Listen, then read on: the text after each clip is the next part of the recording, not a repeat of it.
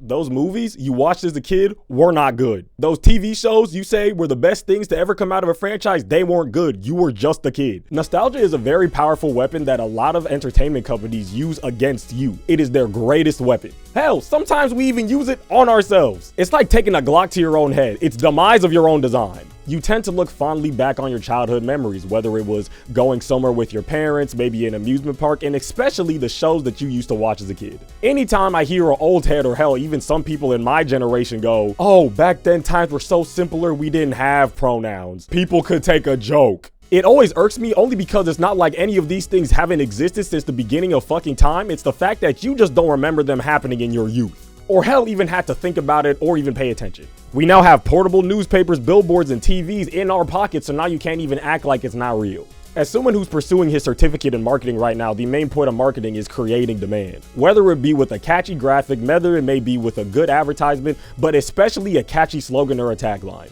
Something people can remember. In the 60s and 70s, it was, oh, peace and love, good times. Hey, Charlie, pass me the book of sugar, we going all night, nigga, yeah! In the 80s, it was the think about Tron, Back to the Future. Look at every album cover Journey's ever made. It just looks like people are off in a distant planet, galaxy, realm, universe. Albuquerque. Fast forward to the 2000s, and now everything's dark. Twilight, My Chemical Romance, Bayformers. We're all tortured and suffering, and no one understands me, and we all wear black in the daytime.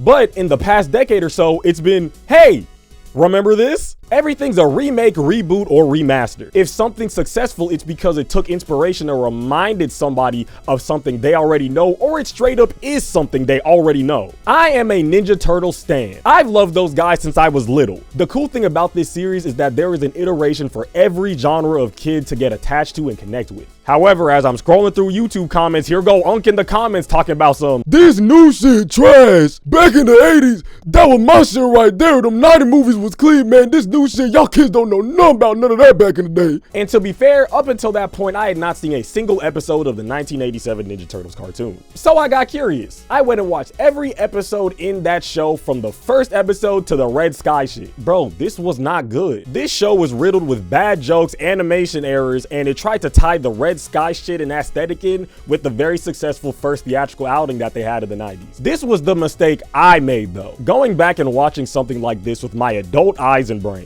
I've consumed better media over the span of my life. And going back and watching this when I've seen hundreds of shows and movies that are objectively better was already a fatal error. Which leads me to believe that a lot of adults haven't properly looked back on their childhood favorites. They remember these things through their childlike thought process and sense of wonder and not their hopefully advanced and critical thinking adult brain. So when someone says this from back in my day is better than back in your day and they meet it objectively, then we have a problem. There's a term, and you've probably all already heard of it, and it's called... Now, to me, this is just kind of a fancy word for ignorance. Cognitive dissonance is basically when you refuse to accept any new knowledge or information as it could challenge your own current knowledge and beliefs. Because God forbid you might be wrong about something and then adapt to new information. Remember when you were a kid and your parents would start crashing out about something, but then you make a good point and they get even more mad and burst into a fiery rage pit? Yeah, it's something like that. You can't not tell these people anything. What they know is correct and what they like is better. For example, when the 3D animated Tintin movies came out way back all those years ago, my father refused to watch it. This was the guy who used to read the Tintin comics. So he has voices for all the characters in his head, and he didn't want to watch this movie because he didn't want that part of his childhood ruined. Subjectively ruined. It wasn't gonna do shit, Dad. It is okay to be subjective and it is okay to have a bias. We are all human beings. But outright refusing to watch something or see something because it's not exactly how you remember it is a complete disservice to a potentially good thing. And corporations, especially today, know that. Familiarity will draw in crowds and put butts in seats. People want to be seen and noticed, and by you giving them their favorite thing, they feel that way. Like when you give your dog their favorite toy, or when you go to the supermarket and you find your favorite box of fucking Cocoa Krispies. You feel good. You feel seen. It's a shot in the dark whether something original can really make a splash. Well, to be honest, it's always been like that with everything, but especially today. Because if something's new, we have no prior attachment to it. But because we're attached from it, we approach it more critically. We approach it more objectively. Even though we're very much capable of doing that for everything, we rarely choose feelings over facts when it comes to unfamiliar territory. However, the same way it can also make us feel good, it can also make us feel like shit if it's not exactly how we remember. When a film critic on YouTube, for example, is very disappointed about a movie that was made about one of their favorite franchises or favorite things that they had growing up, it wasn't just about the movie being bad or the show being bad. Their feelings were hurt. Plain as that. Go to that same supermarket and go find that same box of Cocoa Krispies. The box changed, the font ain't the same, you buy it anyways, you bite into it, but it's just not the same feeling. Maybe the company was trying something new, but by that point, they've already gotten your money. Your nostalgia is a corporation's greatest strength, especially in the year 2025. It's actually the part of you that just kind of gets toyed around with the most. You like this when you were a kid, here's more of it. And there is no corporation that reigns in the nostalgia category more supremely than Nintendo. Listen, these guys crafted, molded our gaming experiences as children. The Wii and the DS were some of the highest selling consoles of all time. If Nintendo decided they were going to make a Wii Sports movie today, that movie would make $1 billion just like the Mario movie.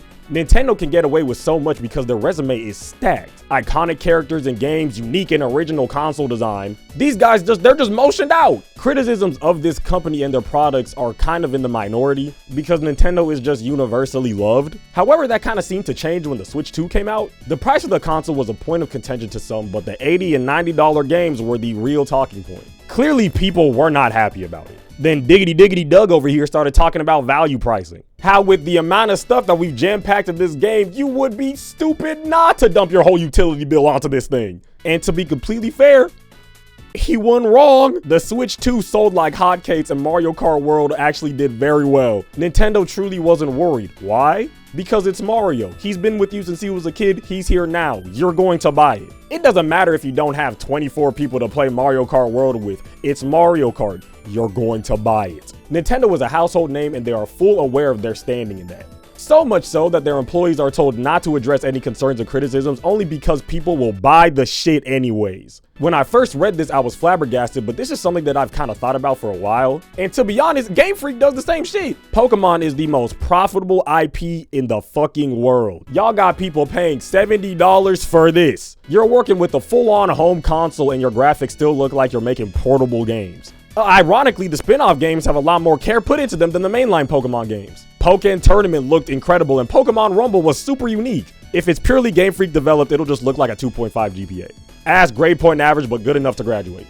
But we'll buy it anyways though, and Nintendo is fully aware of this. They're masters of drawing that feeling out of you because they know they made your childhood. They're the reason why you had fun playing Kirby on Smash Bros. And swallowing people off the map. They're the reason why you got blisters spinning that N64 joystick playing Mario Party minigames. You've given them your money before and you're going to do it again. You are nostalgic for their games. And it's a high we chase when Nintendo releases games with familiar IPs. Our nostalgia is their greatest weapon. Looking for another example? Look no further than fucking 2026.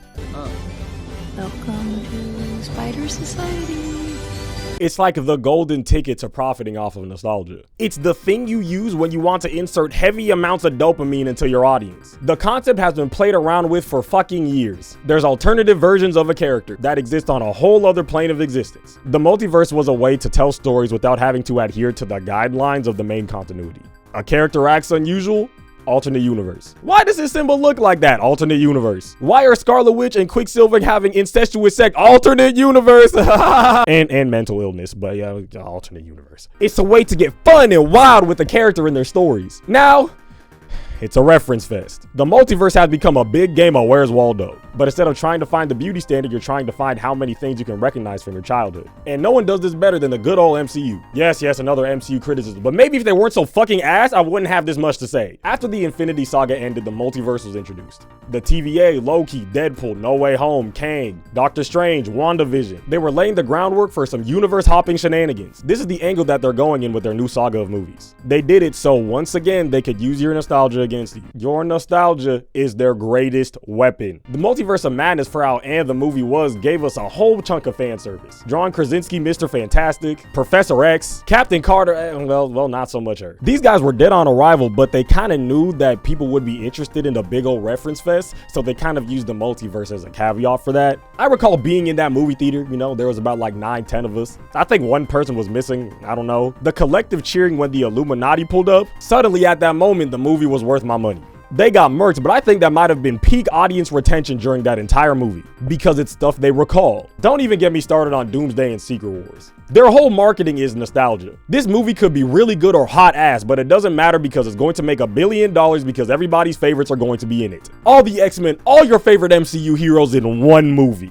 No trailer, no posters, no teasers, just chairs with names. We can bring back RDJ and all these middle-aged actors, but we can't get a Blade script off the fucking ground. Deadpool and Wolverine was just shameless. It was a fun time, and I personally really liked the movie. People watch a Deadpool movie for references and fourth wall breaks. Whether it was to Ryan Reynolds' own career or a movie literally about your nostalgia for the Fox universe. Not only did they bring back Hugh Jackman as Wolverine, they also brought back Elektra, Blade, and Channing Tatum Gambit, who did not exist until this movie, but it made money. The Infinity Saga, then the Multiverse Saga, now it's the Nostalgia Saga. Your nostalgia is their greatest weapon. So imagine everything I just said, then double it, give it to the next person, double it again, feed a family of 4, then you're left with